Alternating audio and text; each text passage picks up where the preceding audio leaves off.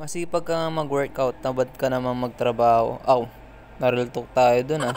Dahil nga nasabi mo na masipag tayo mag-workout, tuturuan na lang kita kung paano mag-train ng legs. So itong workout natin sa legs is 3 workout lang to. Ito hindi to nakakatamad, sisipagin ka dito.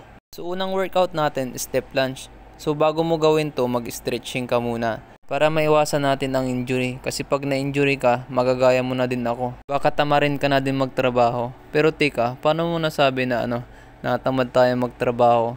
So itong pag-workout naman, trabaho din naman to, di ba? Tulad ng mga coach sa gym, di ba ganito din yung trabaho nila pag-workout.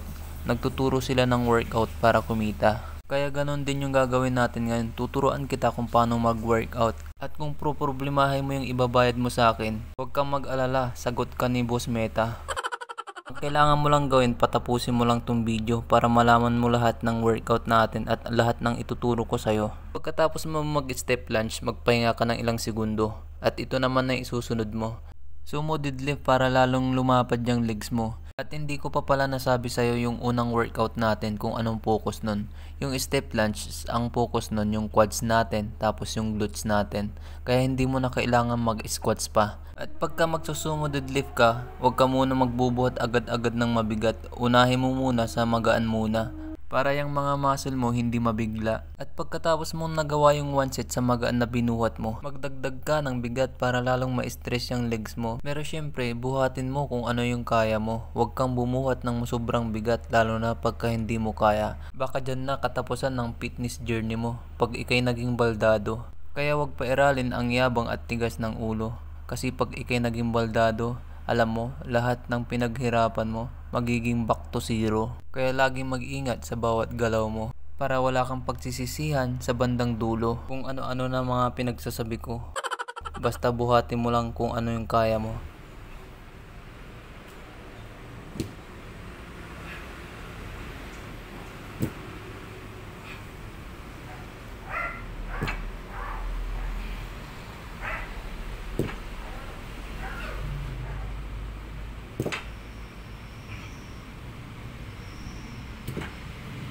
At ito naman yung pangatlong workout natin. At pag nag-train ka ng legs, ito din yung wag na wag mong kakalimutan, ang mag-calf. Kasi kahit gaano kalapad yung quads mo, kung manipis yung calf mo, medyo tagilid din siyang tignan. Pero kung ang body type mo ay ectomorph, gaya ko ectomorph, napakahirap talaga tong palakihin.